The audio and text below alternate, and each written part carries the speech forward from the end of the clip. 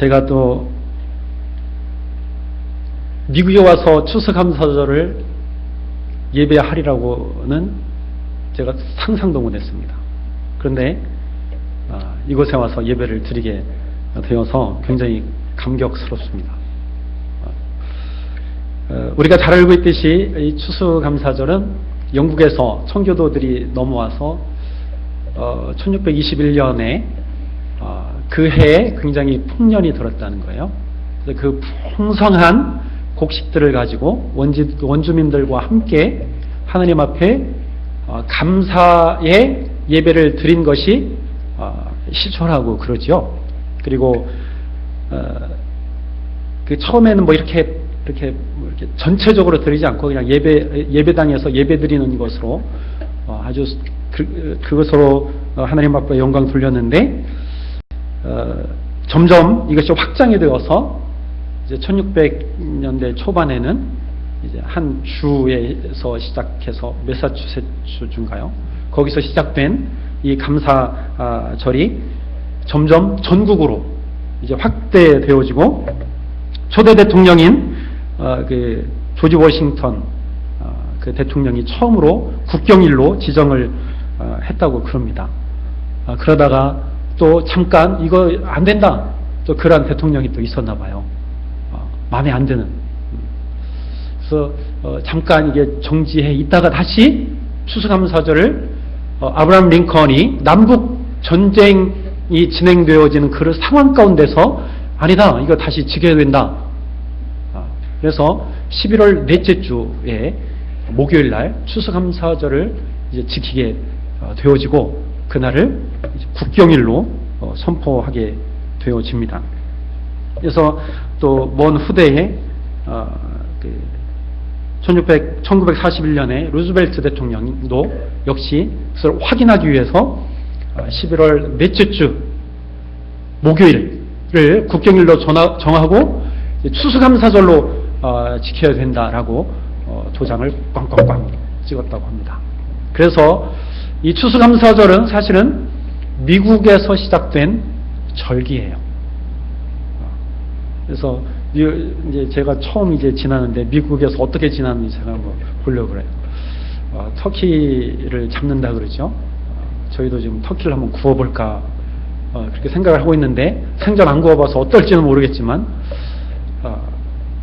어쨌든 추수감사절이 미국에서 시작되어서 이제는 세계 곳곳으로 이 추수감사절이 전해져서 모든 교회들이 추수감사 예배를 교회 절기로 받아들여서 예배를 드리고 있습니다. 캐나다는 10월 둘째 주 월요일입니다. 다 조금 달라요. 그래서 10월 둘째 주에 추수감사 예배를 드립니다. 한국에는 1904년인가 장로교 공회에서 처음 이제 시작이 되었다 그래요. 미국에서 건너온 선교사님들이 이제 추수감사 예배를 이제 이식시켰어요. 그래서 자기들이 섬기던 추수감사 예배를 한국에 그대로 전해져서 한국의 교회들도 추수감사 예배를 지키기 시작했어요.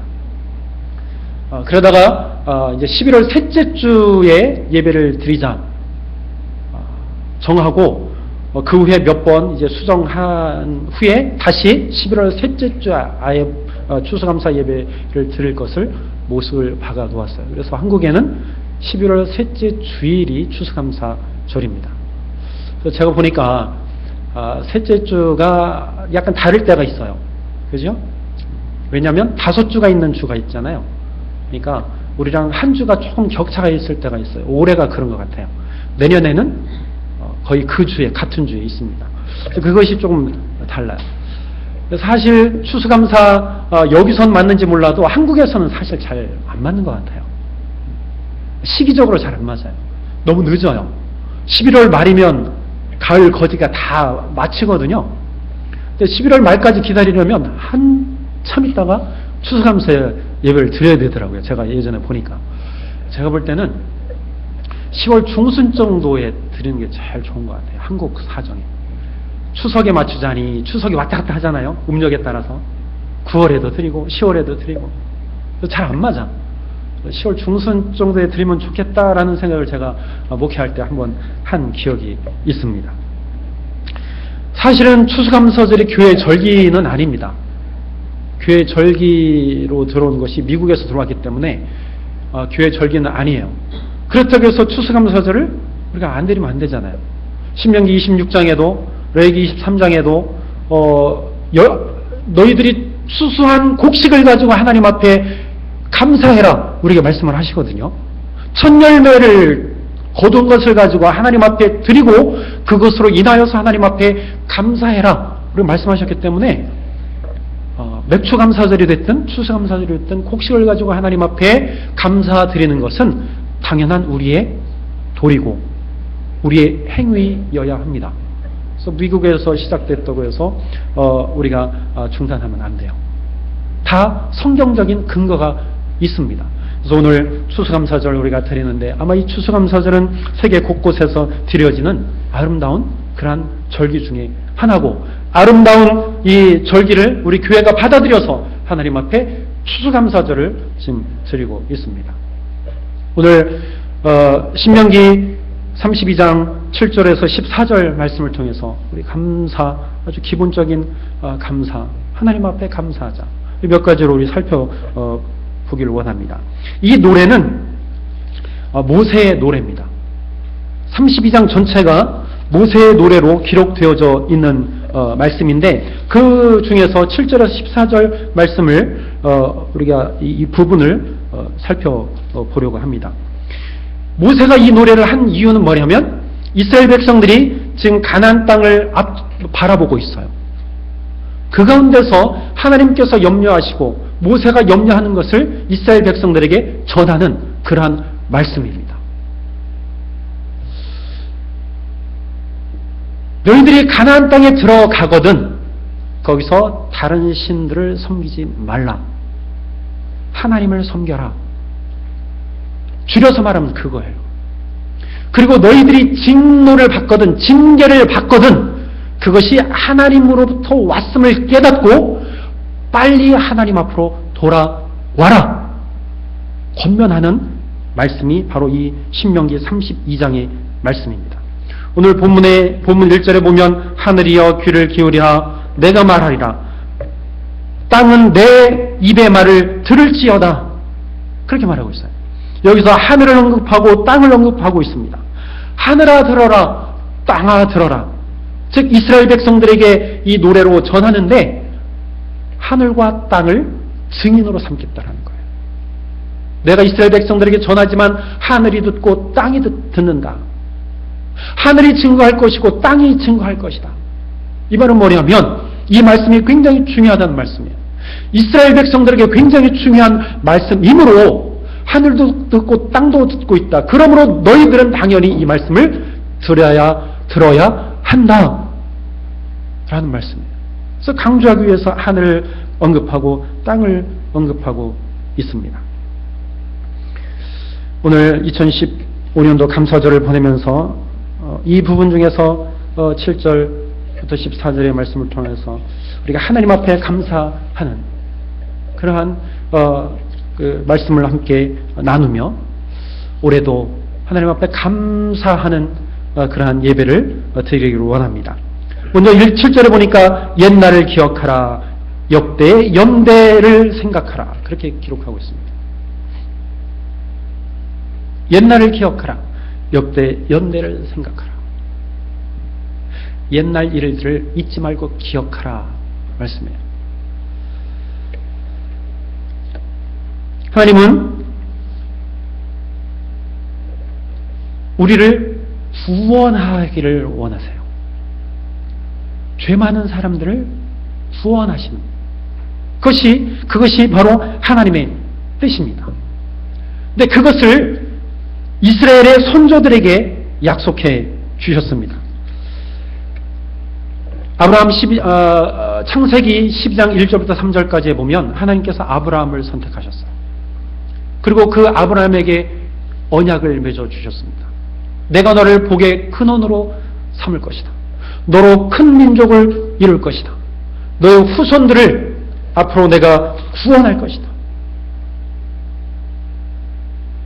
내 후손들이 애굽 땅에 노예가 되었다가 내가 그들을 구원하여서 다시 가나안 땅을 그들에게 줄 것이다. 이 구원의 약속이거든요. 구원의 약속입니다.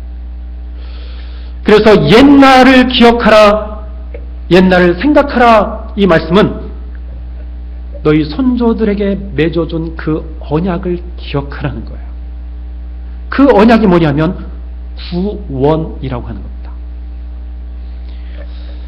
하나님은 아브라함에게 주셨던 이 구원의 약속을 어떻게 이루어 가시는지 오늘 말씀해 주고 있어요. 그들의 삶을 통해서 하나님께서 보여주셨습니다. 하나님께서 이스라엘 족장들을 통하여서 하나님은 하나님의 계획을 그대로 이루어 가셨습니다. 아브라함에게 주셨던 약속을 이삭과 야곱과 함께 맺어주시면서 그 언약을 계속 갱신하시면서 이스라엘 백성들을 이끌어 가셨습니다. 하나님은 아브라함에게 맺어주셨던 그 언약의 약속을 결코 잊지 않으시는 분이에요. 구원의 약속을 잊지 말아라. 오늘 모세는 다시 이스라엘 백성들에게 권면하고 있는 겁니다. 역대 연대를 생각하라. 이 생각하라는 것은 그냥 생각하는 것이 아니라 주의해서, 유념해서 생각해라. 깊이 생각하라. 그 말씀이에요. 우리의 손조들이 지금 어떻게 걸어왔는지, 어떻게 구원의 길을 걸어갔는지, 하나님께서 우리를 구원하실 때 어떤 방법을 통해서 우리를 구원하셨는지 유념하고 유의해서 깊이 생각해 보아라.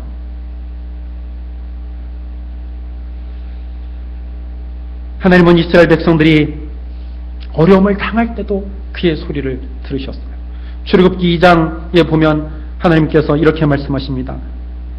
들으시고 기억하시고 돌보시고 기억하셨다. 하나님은 그들의 고통 소리를 들으시고 그들의 언약을 기억하시고 하나님께서 그들을 돌보시고 응시해서 보시고 뚜렷하게 보시고 그리고 그들과 함께 경험하시면서 고통을 함께 마음에 품고 그들을 기억하셨습니다. 그러니까 모세는 너희들이 기억해야 되는데 그러나 너희들이 기억하는 것뿐만 아니라 하나님도 기억하고 계신다는 거예요. 여러분, 하나님 우리를 반드시 기억하고 계십니다. 그렇기 때문에 우리를 구원하시는 거예요. 하나님께서 우리에게 일방적으로 언약을 맺어주셨는데 그것을 하나님이 잊어버리시는 분이 아니에요. 그걸 기억하시고 들으시고 돌보시고 또 기억하셔서 우리를 구원해 내시는 겁니다. 여러분, 우리가 기억할 것, 하나님의 언약대로 하나님은 우리에게 언약하신 구원의 언약을 끝까지 이루시는 분임을 우리는 반드시 기억하고 생각해야 합니다. 내가 믿는 하나님은 그러한 분이라는 거예요. 날 구원하시는 분. 히브리 13장 20절에 보니까 이렇게 기록하고 있습니다. 히브리서 13장 20절에 평화의 하나님께서 양들의 큰 목자이신 우리 주 예수님을 죽음에서 살리셨습니다. 하나님께서는 예수님의 보혈로 자기 백성과 영원한 언약을 맺으셨습니다. 하나님은 우리와 영원한 언약을 맺으신 분이에요. 구원의 언약을 맺으신 분이에요. 얼마나 감사해요. 이것을 우리는 기억하면서 하나님 앞에 감사해야 합니다.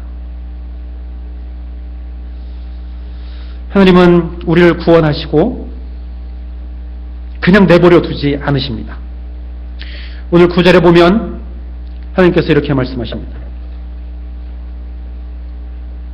여호와의 분깃은 자기 백성이라 야곱은 그의 택하신 기업이로다. 몫이요 기업이다라고 말씀하세요. 몫이요 기업이다. 그리고 택하셨다 말씀하세요. 택하셨다. 하나님은 이스라엘 백성들을 택하셨는데요, 그냥 택하신 거예요. 잘나서 택한 것이 아니라 예뻐서 택하신 것이 아니라 그냥 거저 택하신 거예요. 이스라엘 백성들. 많은 민족 중에 하나님은 그냥 이스라엘 백성들을 그냥 택하셨어요. 그리고 그들을 건져주셨어요. 죄 가운데 건져주셨어요. 애굽에서 고통스러워할 때에 그들의 부르짖음을 들으시고 그들 그냥 건져주신 거예요.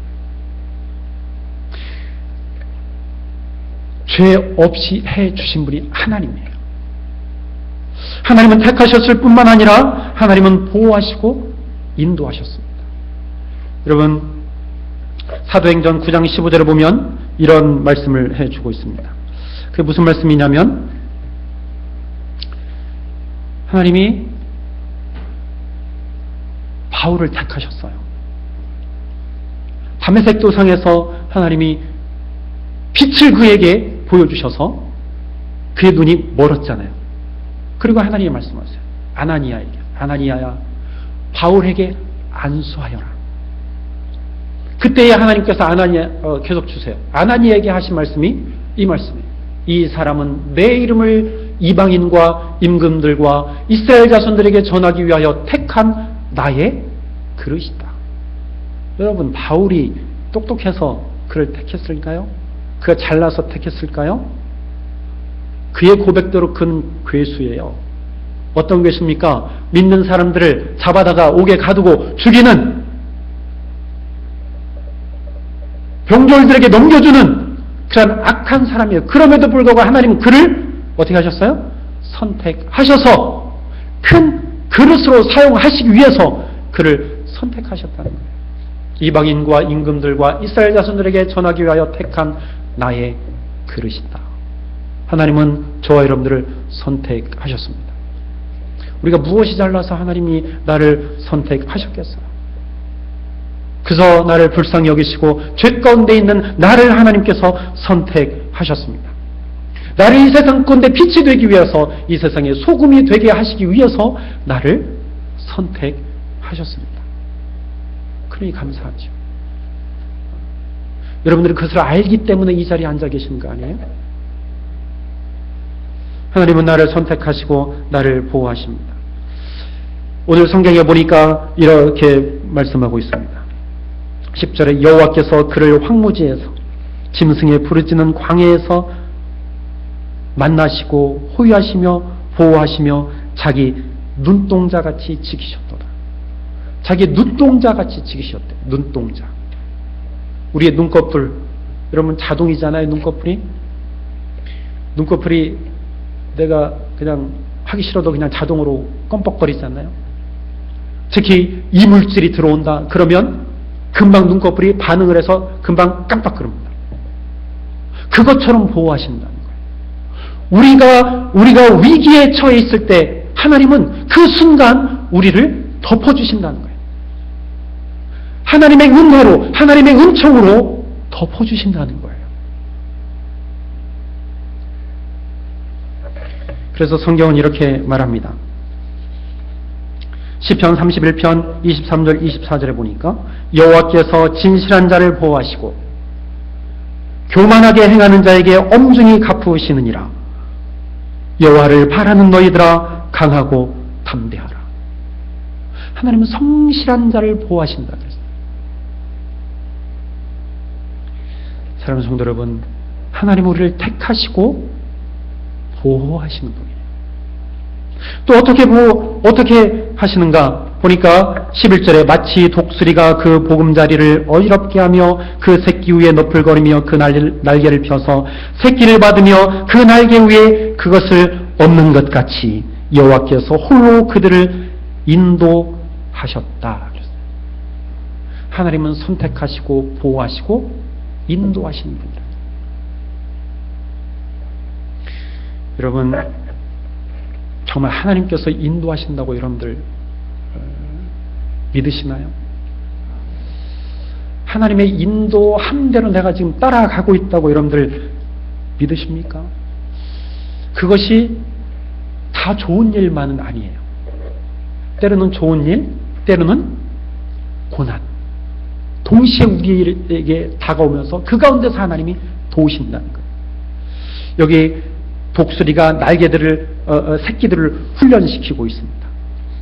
때로는 어지럽게, 때로는 날개를 펴서, 때로는 업어서, 그리고 때로는 절벽에서 떨어뜨리면서, 그리고 거의 땅에 닿을 때쯤에서 날개 위에 업어서 새끼들을 보호한다는 거예요. 여러분, 등 위에 있을 때는 안전하죠. 기쁨이에요.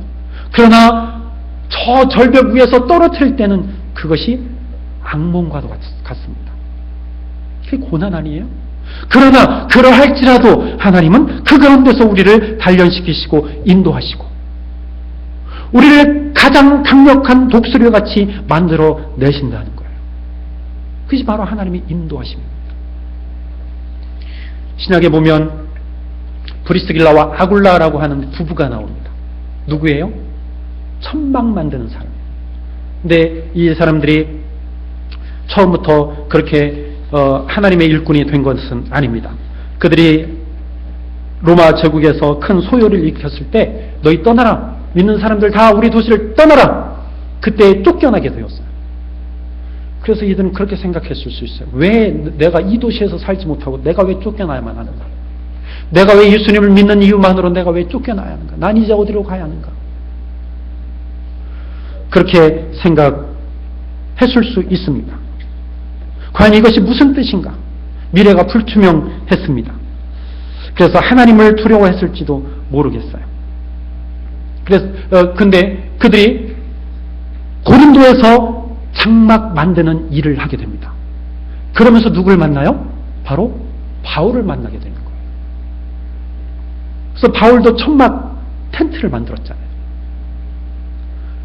근데 그곳에서 바울을 통해서 이 두 부부가 무엇을 받아요? 바로 하나님의 말씀을 듣게 됩니다.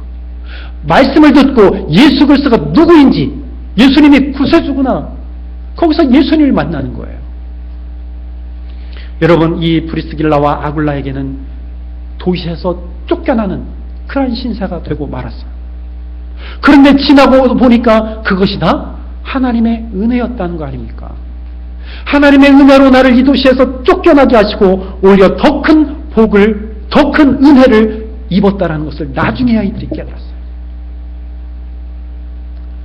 고난도 은혜구나, 고난도 복이구나 라는 것을 그들이 깨달았어요. 뿐만 아니라 그들은 그곳에서 아볼로라고 하는 한 제자를 그가 키워냅니다. 그래서 그 아볼로가 고린도 교회의 지도자가 돼요. 여러분, 지도자를 키우는 것이 얼마나 큰 복인 줄 아십니까? 여러분들 이 교회에서요, 여러분들 우리 한신교회에서요, 목회자들이 나오기를 기도하세요. 위대한 지도자들이 나오기를 기도하시기를 바랍니다. 여러분, 큰 인물들 좀 키워내는 여러분들이 되어져야 하지 않겠어요? 처음에는 절망하고 미래를 바라볼 수 없는 그러한 일들이 아굴라와 브리스길라 앞에 놓여 있었지만, 그러나 하나님은 그들을 가장 선하게 인도하셔서 오히려 더 큰 예수 그리스도를 만나고 그 일을 통하여서 복음을 증거하고 사람을 키워내는 하나님의 일꾼이 되었던 것을 우리는 보게 되어집니다. 하나님은 하나님의 섭리로 하나님의 백성들을 인도하신다는 것을 우리는 믿어야 합니다. 우리가 때로는 고난길에 있습니다. 일이 잘 안 풀릴 때가 있어요. 내 뜻대로 하나님이 움직여 주시지 않을 때가 있어요. 하나님, 내가 날마다 이렇게 기도하는데 왜 하나님 내 기도를 들어주시지 않습니까? 우리는 그렇게 기도하기도 합니다. 그러나 그것도 다 하나님의 섭리 가운데 그 모든 일들이 진행되어지고 있음을 우리가 깨달아야 합니다. 막힘과 열림을 통해서 열어주시는 하나님, 제가 말씀 증거했죠. 때로는 막힘을 통해서도 하나님께서 역사하신다는 사실입니다. 여러분, 이스라엘 백성들이 출애굽해서 광야길을 걷는 동안 하나님은 그들을 불과 구름 기둥으로 인도하셨어요. 그리고 정확하게 가나안 땅에 들어갈 수 있도록 하나님이 인도하심을 여러분들 기억하시길 바랍니다. 하나님, 내가 하나님 앞에 부름받는 그 순간까지 결코 우리를 버리지 아니하시고 가장 선한 길, 가장 바른 길로 인도해 주실 줄로 믿으시길 바랍니다. 때로는 속상한 일이 있지요. 나 자신에게 속상하고 내 자녀에게 속상하고 내 가족에게 속상하고 내 이웃들에게 속상하고 내 지체들을 통해서 속상하고, 그러나 가시 같은 그 존재들을 통해서도 하나님은 나를 인도하시고 나를 훈련시키시고, 왜? 나를 더 큰 존재로 만들어 주시기 위해서.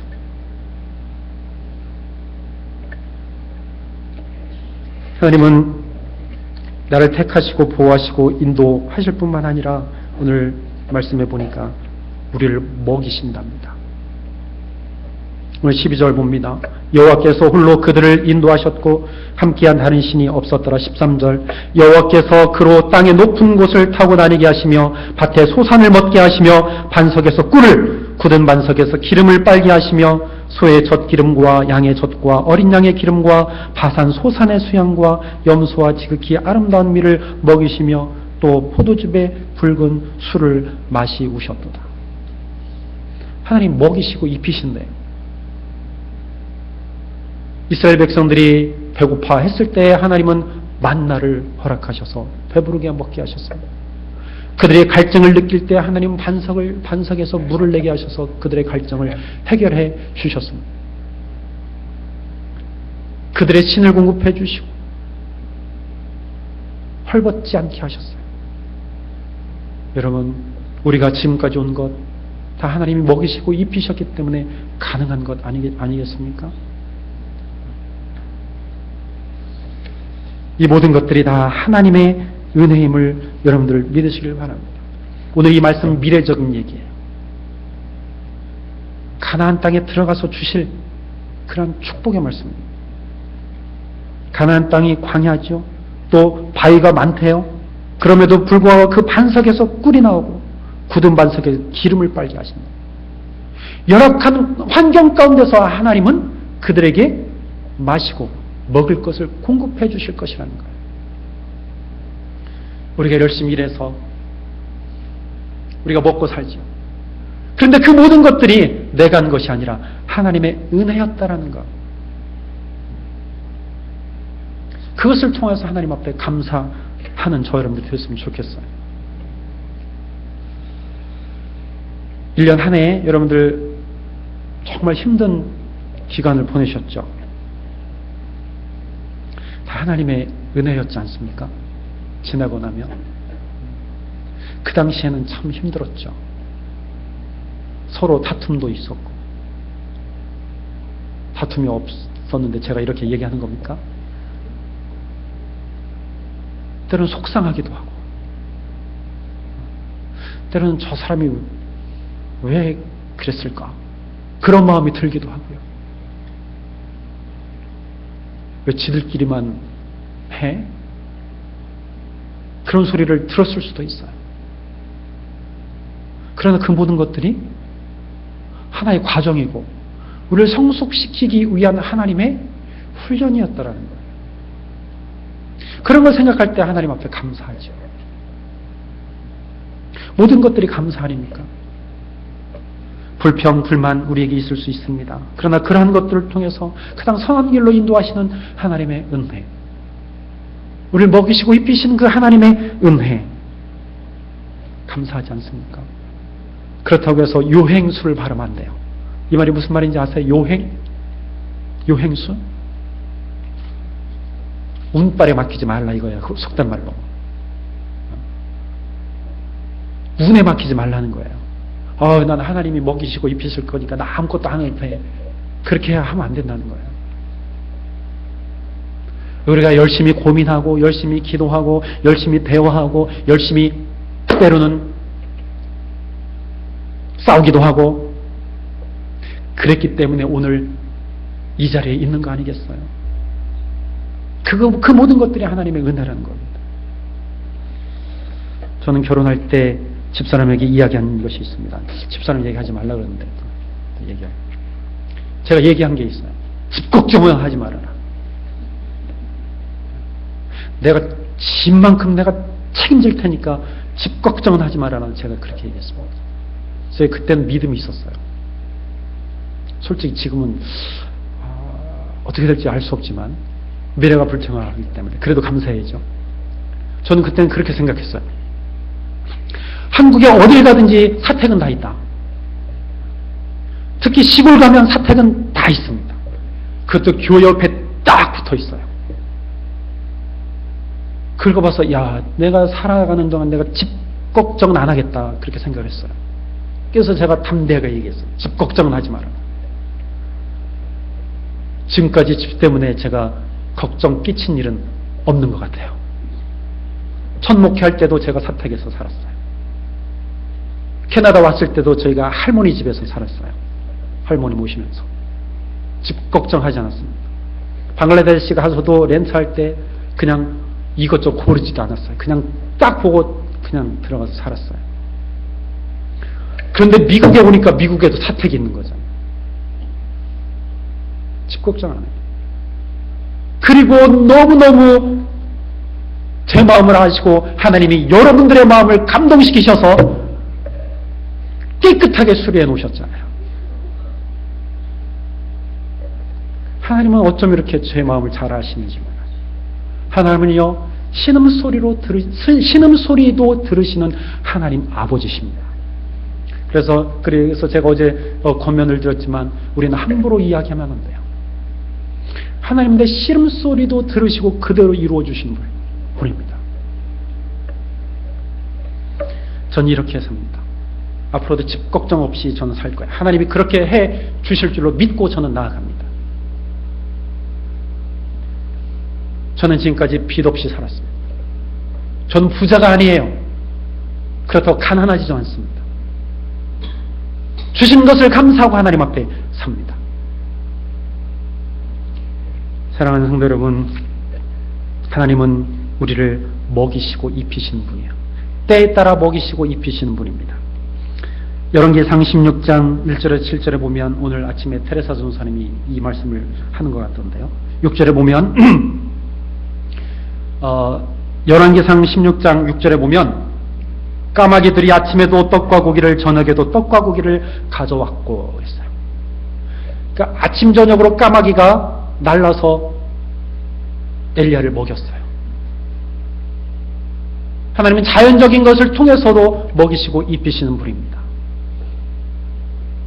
그 사실을 믿는 자는 정말 그 삶이요, 기쁨의 삶이 될 수 있어요. 감사의 삶이 될 수 있습니다. 내 쌀독에 그냥 한 끼 쌀밖에 없다 할지라도 그것을 채워주실 줄로 믿고 대접하면 그 쌀독을 누가 책임지신다? 하나님이 책임져 주실 줄로 믿으시길 바랍니다. 그것이 믿음이에요. 그것이 믿음입니다.